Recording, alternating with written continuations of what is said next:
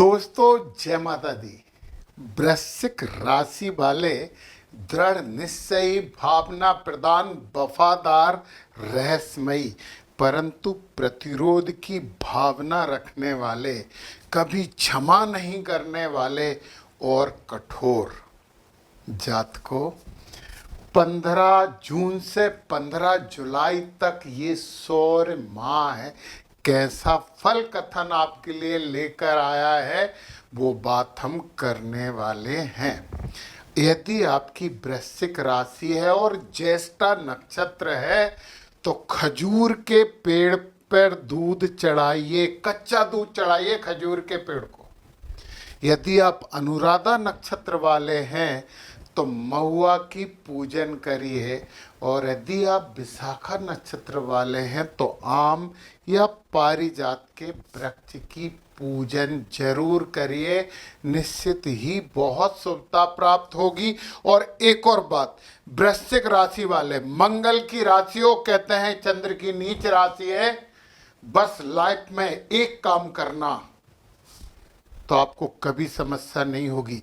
कभी नकारात्मक मत होना, कभी किसी के बारे में नेगेटिव मत सोचना, कभी नेगेटिव बातें मत करना। यदि आप सकारात्मक रह सकते हो तो जीत आपकी ही होगी, ये पक्का है। परंतु जैसे ही नकारात्मकता आई, पूरे के पूरे 9 ग्रह आपके विरोध में होना शुरू हो जाते हैं, क्योंकि मंगल वाली राशि है।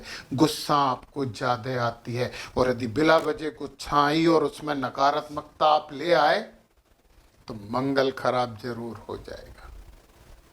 यदि आप किसी की हेल्प नहीं करोगे, आप में त्याग की भावना नहीं होगी तो केतु खराब हो जाएंगे, क्योंकि ये लग्न के स्वामी यहां बैठे हुए हैं, आपको कर्मवीर बना रहे हैं, और केतु महाराज रहस्यमयता बना रहे हैं।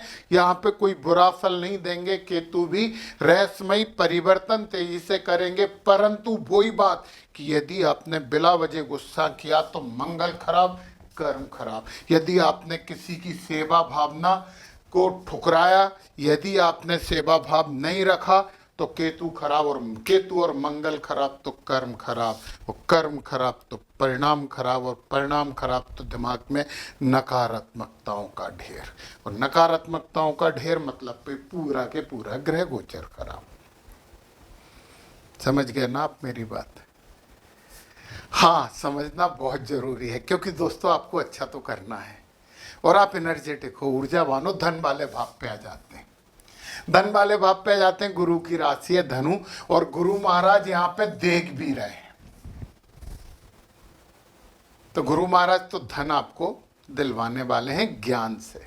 अब सुनना दूसरी बात, शनि महाराज यहाँ बैठे हैं तो 7 ये 8 9 10, यानी कि शनि महाराज की भी दृष्टि यही है। तो कड़ी मेहनत, सच्चाई और ज्ञान से धन की प्राप्ति होगी।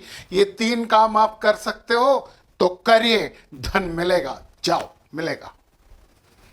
चलिए अब हम बात करते हैं पराक्रम भाव की और सीधे शुभ भाव की। इन दोनों के स्वामी यहाँ पे बैठे हैं आनंद वाले भाव में। पराक्रम करिए, सच्चाई रखिए, छोटे लोगों का सम्मान करिए, माता का सम्मान करिए। और यहाँ पे राहु महाराज बैठ के आपको चालाक बनाने की कोशिश करेंगे, और शनि महाराज की राशि में ही है, परंतु शनि महाराज चालाकी बर्दाश्त नहीं करते। अब आप सुन लो क्या करना है आपको। राहु यहाँ बैठेंगे, चालाक बनाना चाहेंगे, परंतु शनि की राशि में बैठे हैं, और शनि महाराज आपके आनंद के भाव में, शिक्षा के भाव में और संतान के भाव में बैठे हैं।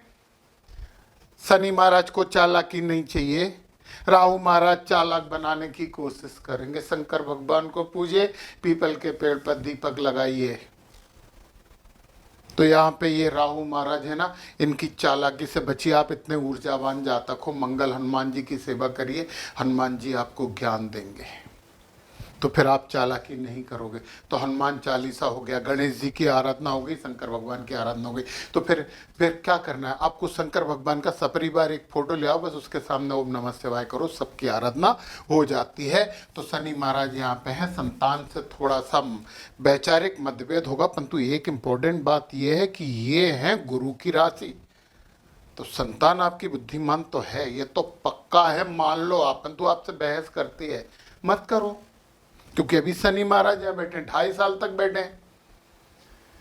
तो मान लो उसकी बात, समझा लो, प्रेम से समझा लो। आपसे नहीं समझे तो आपके पार्टनर से समझवा दो, मोहल्ले पड़ोस वालों से समझवा दो। बहस मत करना। गुस्सा आपको आता है यार, जबरन आता है, जबरन गुस्से से तो मंगल खराब होता है यार। तो ओम नमः शिवाय, ओम नमः शिवाय या जय हनुमान ज्ञान गुण सागर का पाठ करोगे, सब कुछ ठीक हो जाएगा। अच्छा तो हमें चाहिए ही ना, है ना। हमें जमाने को बताना नहीं है कि हमारी राशि बुरी है, नहीं है। आपके देश के प्रधानमंत्री की राशि भी यही है, और आपके देश के प्रमुख विपक्षी नेता की राशि भी यही है। एटीट्यूड देख लिए, नकारात्मकता रखोगे तो सफलता यस नहीं मिलेगी। तो देखिए आप, शुक्र महाराज यहाँ पे बिल्कुल अच्छे नहीं होते हैं, विचारों में भी समस्या उत्पन्न करते हैं, शत्रुओं को भी थोड़ा सा बढ़वा देते हैं। परंतु टेंशन काय का यार, 29 तारीख को निकल के यहाँ पे आ जाएंगे 29 ऑफ जून। ज्यादा टाइम नहीं है, थोड़ी सी समस्या है। महिलाओं का सम्मान करिए, लक्ष्मी नारायण की पूजन करिए, अच्छा हो सकता है, करिए तो होगा। जब यहाँ आ जाएंगे तो बड़ा सुख है, आपको अंदर से खुशी मिलेगी। आपका जीवन साथी का एक बहुत ज़्यादा आपको सुंदर लगने लगेगा, आपके पार्टनर आपके सहयोगी हो जाएंगे, तो अच्छा हो जाएगा ना। 29 तारीख को, 29 जून को तो खुश हो जाओ ना, खुश होने वाली बात। अब यहाँ पे हमारी समस्या ये है 3, गुरु बुध सूर्य। योगा जरूर करें, दिनचर्या खान पान व्यवस्थित जरूर करें, क्योंकि गुरु महाराज और सूर्य महाराज यहाँ पे आपको कोई छोटा मोटा रोग दे सकते हैं। उस रोग से बचने के लिए सुबह उठ के सूर्य भगवान को जल चढ़ाइए। बड़ों का सम्मान करना बहुत जरूरी है। सुना आपने, बड़ों का सम्मान करना बहुत जरूरी है। यदि आप बड़ों का सम्मान नहीं करोगे तो गुरु यहाँ पे अच्छे फल नहीं देंगे, और यदि आपने गुरुवत लोग और बड़े लोगों का सम्मान किया तो गुरु बीमारी नहीं देंगे, नहीं देंगे और नहीं देंगे, मान लें आप ये बात। सूर्य भगवान आत्मा की सुनिए तो अच्छा होगा। अंदर से कोई कहता है हमसे, कई बार यदि हम कुछ गलत कर रहे हैं ना, तो अंदर से कोई कहता है गलत है, फिर हम कहते हैं चुप कर रहे हैं, उसकी मत सुनिए। आत्मा अच्छी है आपकी, निश्चित ही अच्छी है। बुध महाराज यहाँ बहुत बुरे नहीं होते, परंतु एक बात यह है कि गूढ़ विद्याओं का ज्ञान तो आपको तीनों करवाने वाले हैं।